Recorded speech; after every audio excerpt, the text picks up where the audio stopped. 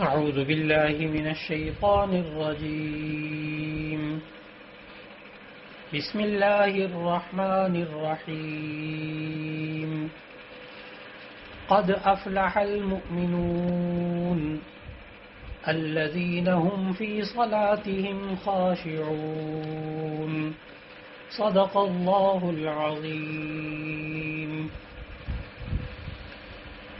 قرآن مجید کے مضامین کے خلاصے کے سلسلے میں آج ہم پارہ نمبر 18 شروع کر رہے ہیں اللہ تعالیٰ کی توفیق سے۔ 18 نمبر پارے کے بالکل آغاز میں سورہ مؤمنون کا آغاز ہو رہا ہے۔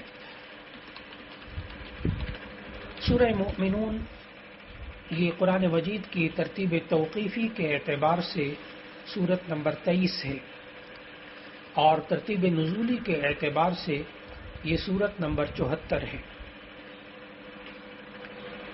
18ویں پارے کے آغاز میں جو سورت المؤمنون کا آغاز ہو رہا ہے یہ مکی سورت ہے، ہجرت سے پہلے نازل ہوئی۔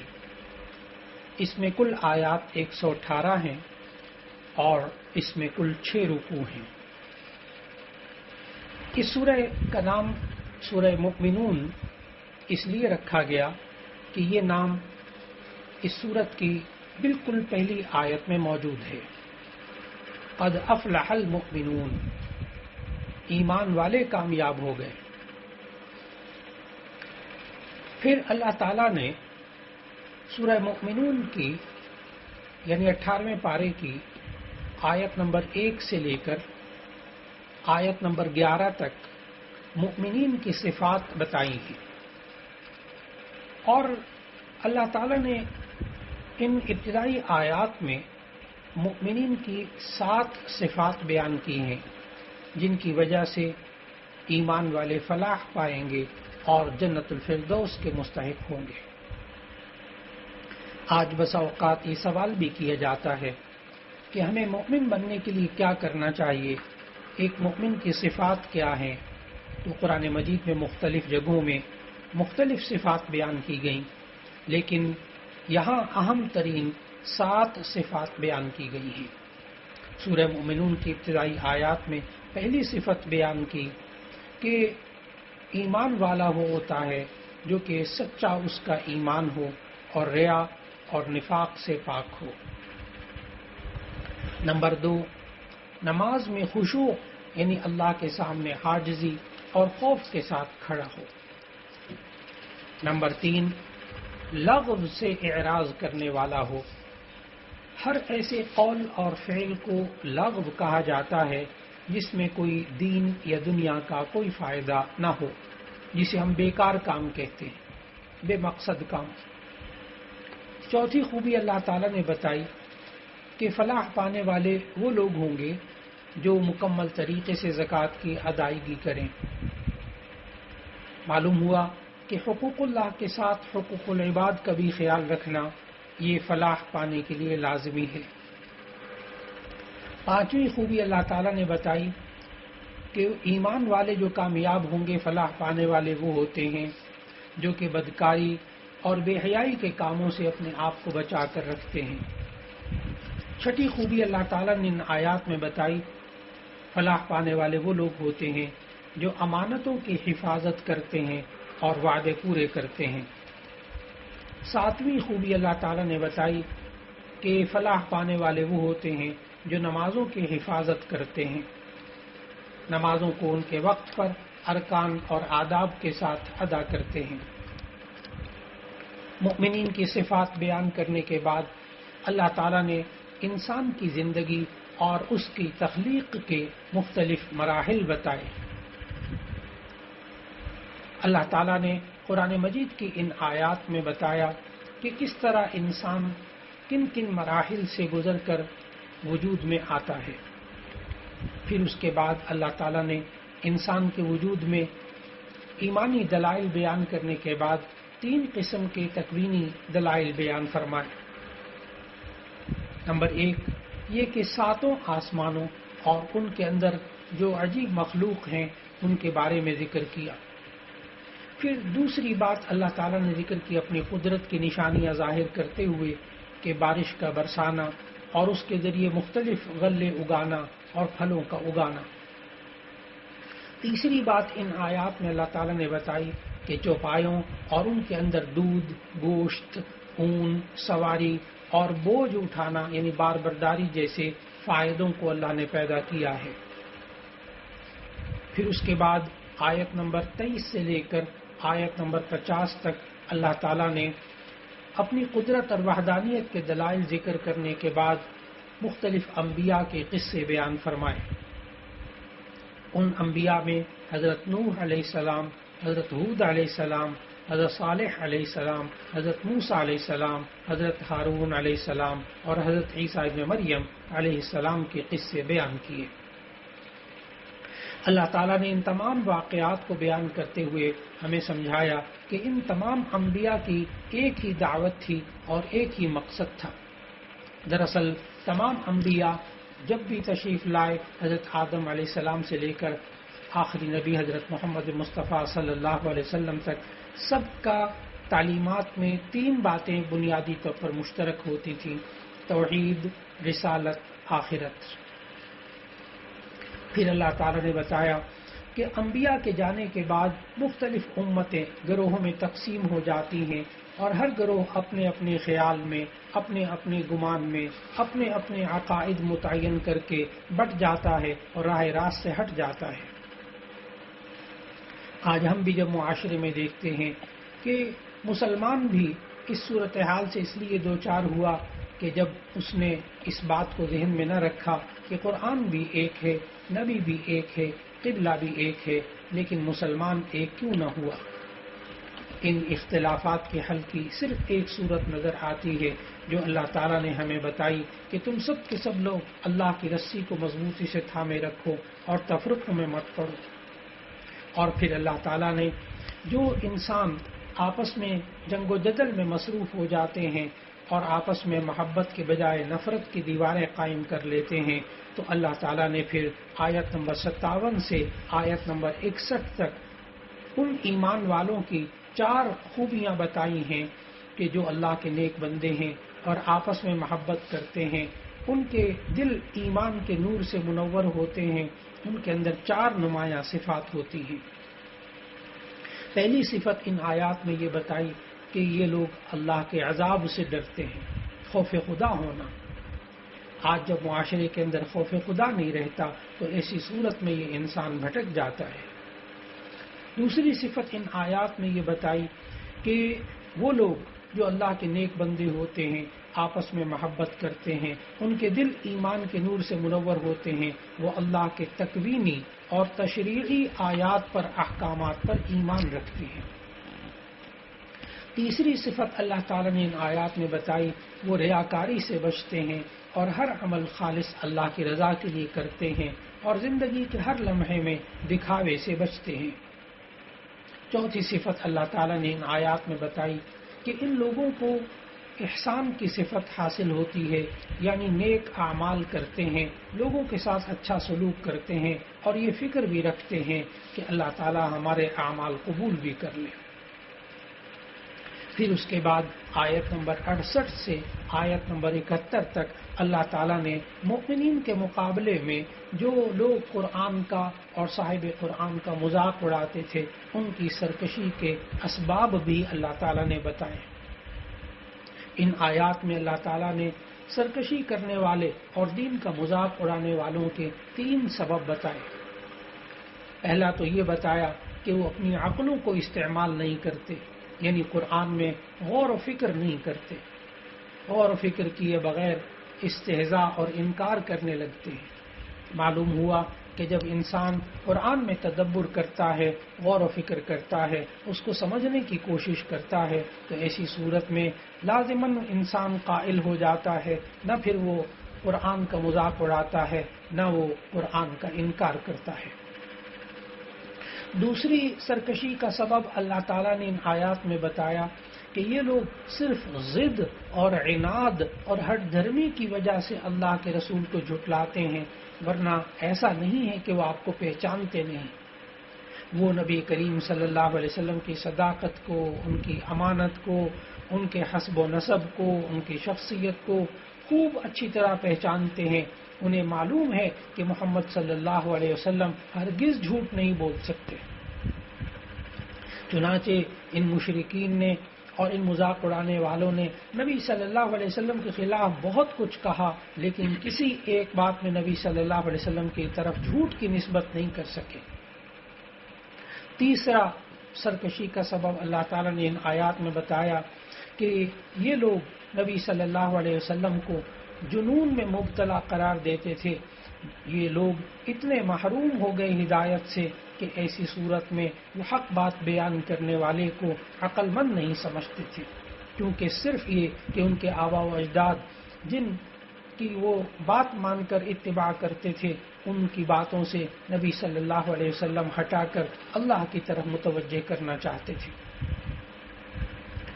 لیکن نبی صلی اللہ علیہ وسلم کے بارے میں اللہ تعالیٰ نے پھر آیت نمبر 68 سے 71 کے درمیان سمجھایا کہ یہ جو ان میں سے بعض نبی صلی اللہ علیہ وسلم کی طرف جنون کی نسبت کرتے تھے، لیکن ان کی تکذیب کا اصلی سبب یہ نہیں تھا، بلکہ حقیقی سبب یہ تھا کہ وہ حق کو ناپسند کرتے تھے اور حق کو اپنی خواہشات کے تابع دیکھنا چاہتے تھے.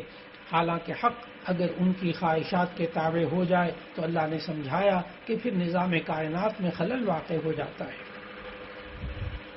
پھر اس کے بعد کی آیات میں اللہ تعالیٰ نے توحید کے اس بات اور شرک کی تردید پر سورت کا اختتام فرمایا. اللہ تعالیٰ نے سورہ مؤمنون کے اختتام میں بتایا کہ قیامت کے دن انسان دو فریقوں میں تقسیم ہو جائیں گے. ایک ہوں گے سعداء یعنی نیک بخت کا اعمال نامہ بھاری ہوگا، وزنی ہوگا، اور دوسرے ہوں گے اشقیاء یعنی بدبخت. اشقیاء کا اعمال نامہ ہلکا ہوگا. وہاں اللہ نے بتایا کہ تعلقات کام نہیں آئیں گے. کفار دنیا میں لوٹنے کی تمنا کریں گے، ظاہر ہے ان کی تمنا پوری نہیں ہوگی. پھر ان سے سوال کیا جائے گا. اللہ تعالیٰ نے ان آیات میں بتایا کہ ان مدین کا مذاق اڑانے والوں کا اور ان کے لیے جن کے لیے خسارہ ہے قیامت کے دن، ان سے پوچھا جائے گا تم زمین میں کتنے برس رہے؟ وہ کہیں گے ہم 1 روز یا 1 روز سے بھی کم رہے. لیکن شمار کرنے والوں سے پوچھ لیجئے، اللہ فرمائے گا وہاں تم بہت ہی کم رہے، کاش تم جانتے. یعنی اگر تمہارے پاس عقل و شعور ہوتا تو تم جان لیتے کہ دنیا میں واقعی قیام تھوڑا ہوا. ان سے سوال کرنے کا مقصد یہ بتایا کہ انہیں حسرت میں مبتلا کرنا اور آخرت کی زندگی میں جتنی نعمتیں انسان کو ملنی ہے ان نعمتوں سے محرومی کا بیان ان لوگوں کے لیے ہے. پھر اس کے بعد نبی کریم صلی اللہ علیہ وسلم کو اللہ تعالیٰ نے وہ نعمتیں جو دنیا اور آخرت میں اللہ تعالیٰ نے ایمان والوں کو عطا فرمائیں ان کا تذکرہ کیا. پھر جو آخرت میں نعمتیں ملیں گی ان کا تذکرہ کیا. پھر اس کے بعد ان آیات میں یہ ہے کہ اللہ تعالیٰ نے سمجھایا کہ اہل دوزخ سے بھی سوال کیا جائے گا کہ تم دنیا میں کتنے سال رہے. وہ بھی یہی جواب دیں گے جو اہل جنت نے دیا تھا. اور پھر اس کے بعد آخر میں یہ دعا ہے کہ اللہ تعالیٰ نے اپنے نبی صلی اللہ علیہ وسلم کے واسطے سے گویا تمام انسانوں کو یہ سکھایا کہ مجھ سے یہ دعا مانگتے رہا کرو، اے میرے رب مجھے معاف فرما دے، مجھ پر رحم فرما، اور تو سب رحم کرنے والوں سے زیادہ رحم کرنے والا ہے. اس کے بعد سورہ نور کا آغاز ہوتا ہے. اس 18ویں پارے میں سورہ نور یہ ترتیب توقیفی کے اعتبار سے 24ویں سورت ہے اور نازل ہونے کے اعتبار سے یہ سورت نمبر 102 ہے. یہ مدنی سورت ہے، ہجرت کے بعد نازل ہوئی. اس میں کل 64 آیات ہیں اور 9 رکوع ہیں.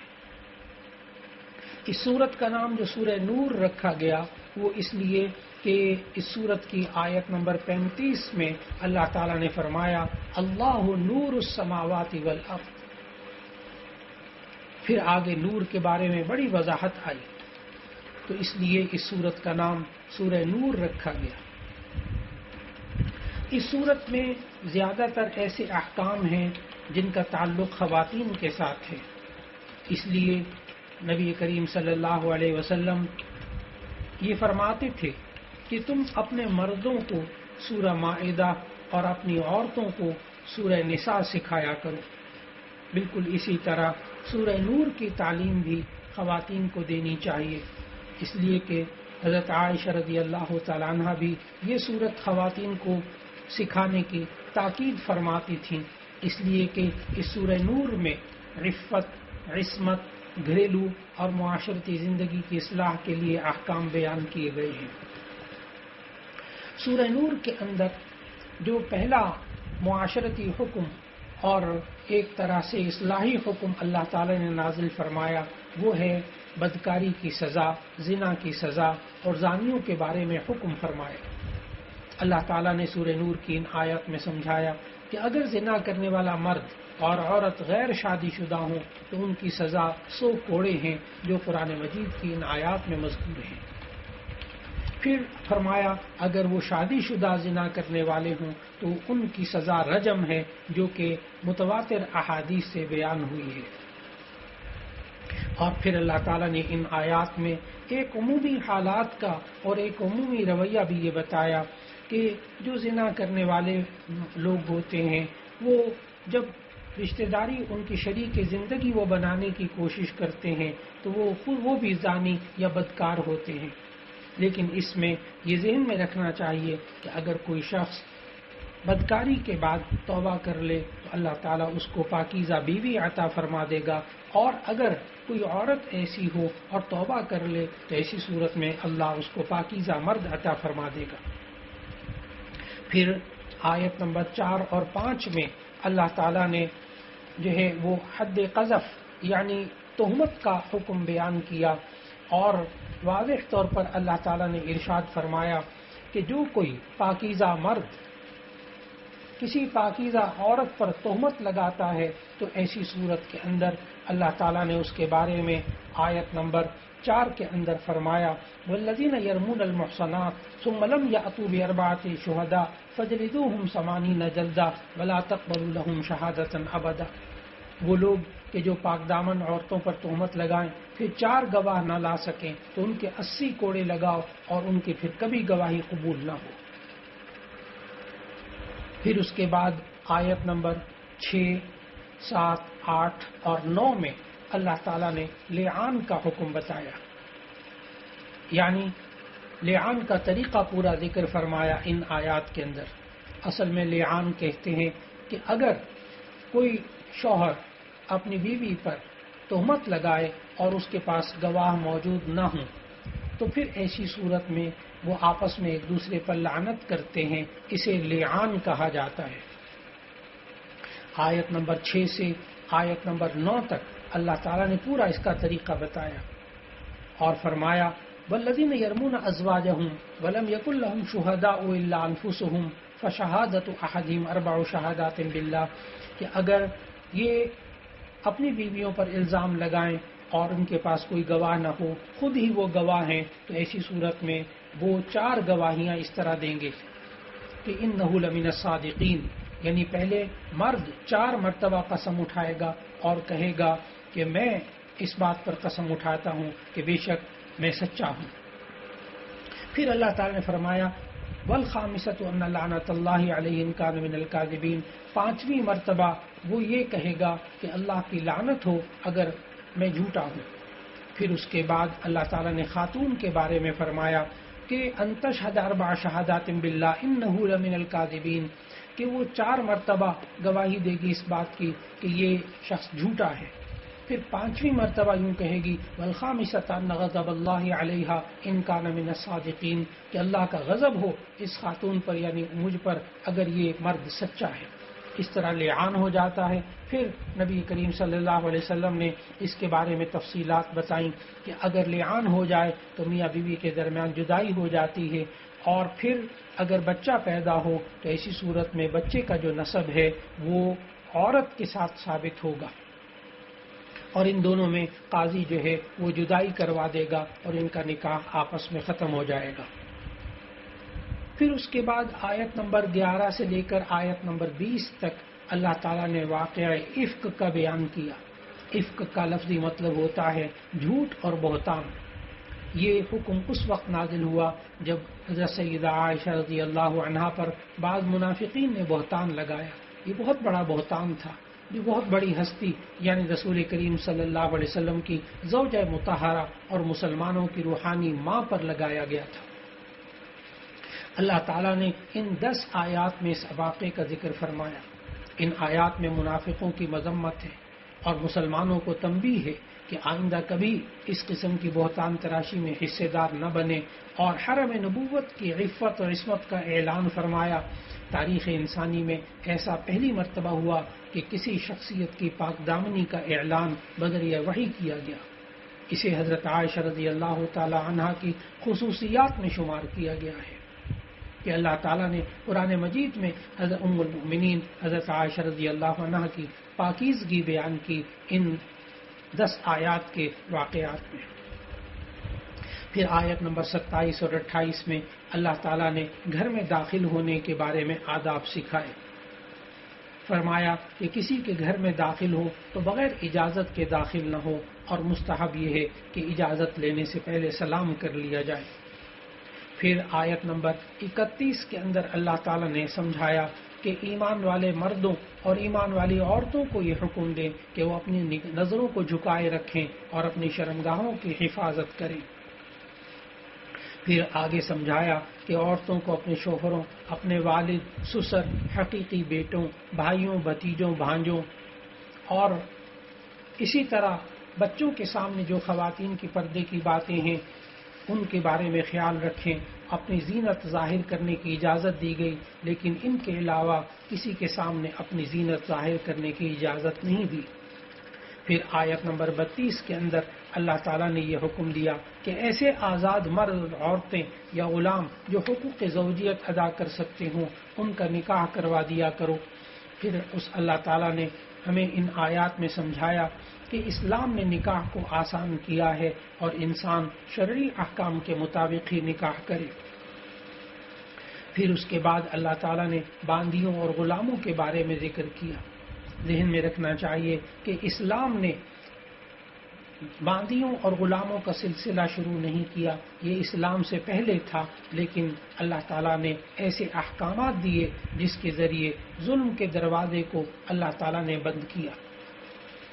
اور پھر اس کے بعد ہمیں ان آیات میں اللہ تعالیٰ نے زمانہ جاہلیت کے اندر جو ذریعہ معاش تھا کہ عورتوں کے ذریعے اجرت حاصل کر کے ان سے کمائی کروانا یعنی گناہ کے کام کی اجرت لینا، اس پر نبی صلی اللہ علیہ وسلم نے ان آیات کے ذریعے ہمیں خوب سمجھایا.